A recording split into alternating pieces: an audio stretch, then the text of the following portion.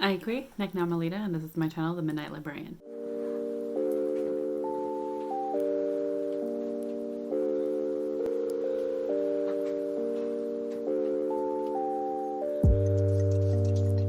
Today I will be talking about my review of David Tremblay's memoir, As You Were.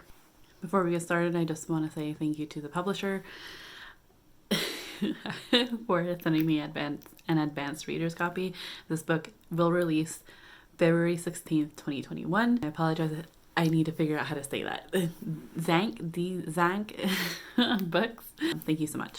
So David Tremblay is a writer who got his MFA from the Institute of American Indian Arts in Santa Fe and spent over a decade of service to the U.S. Armed Forces.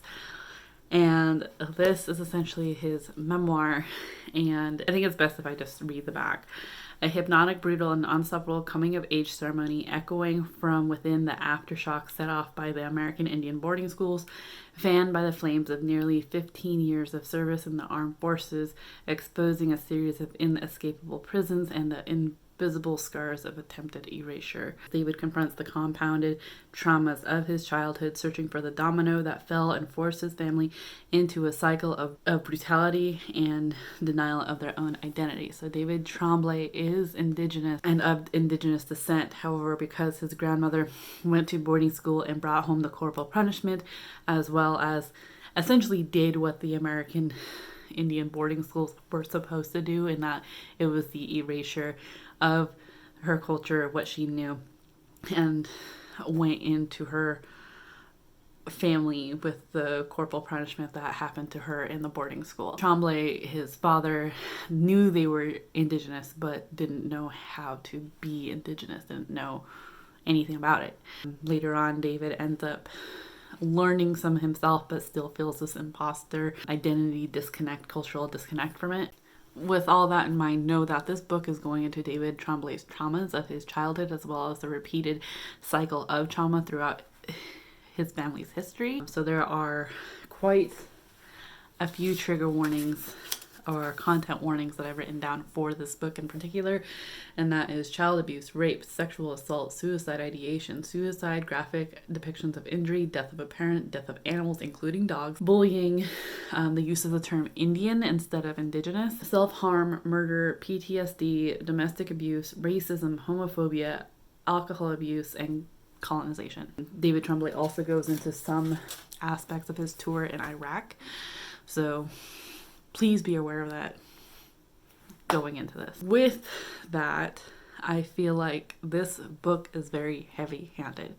It definitely is raw and gritty and has so many topics up for discussion and come to light that ultimately are just very heavy and problematic. With all that though, I felt that David Tremblay is a true storyteller. And though you may be looking at me going, yeah, he's an author, he's supposed to be, as a reader, we know that there's some authors out there that don't quite have that. David Tremblay does.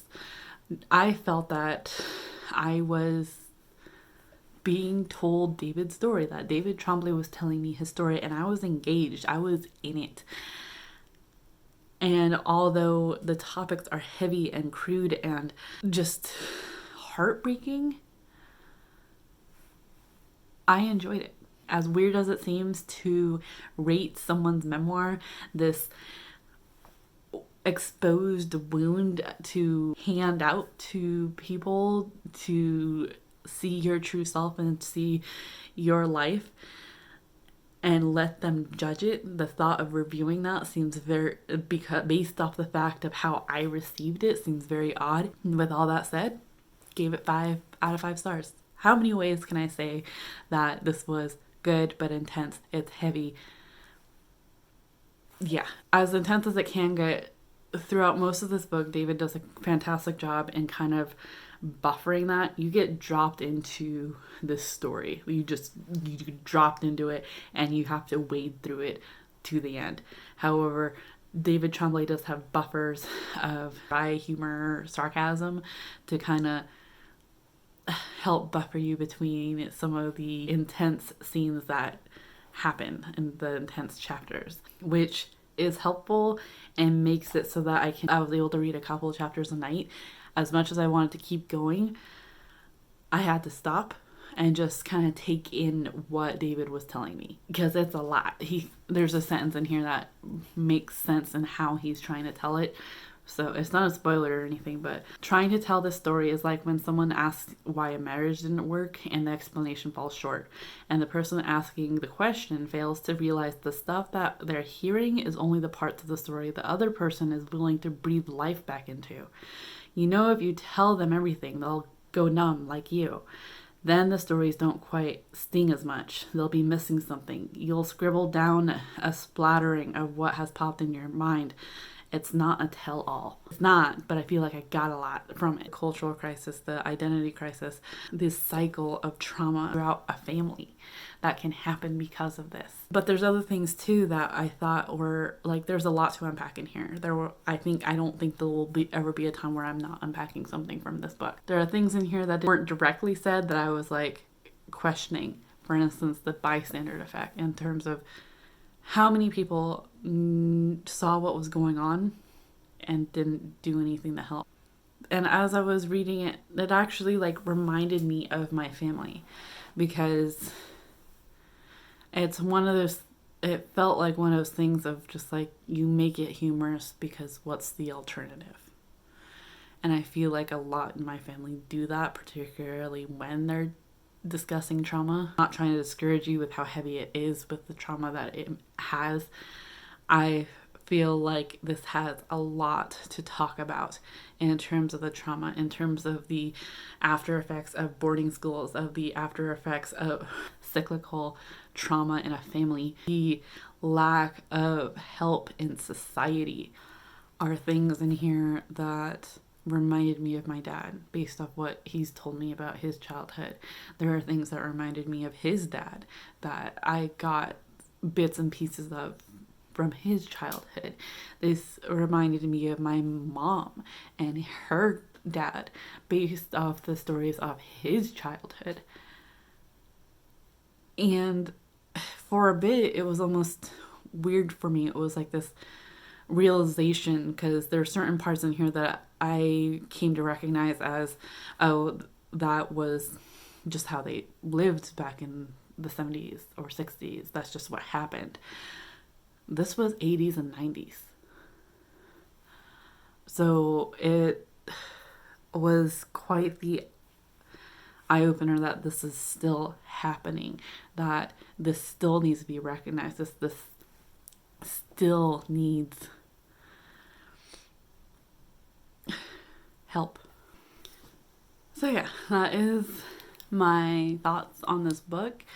As You Were by David Tremblay, a memoir.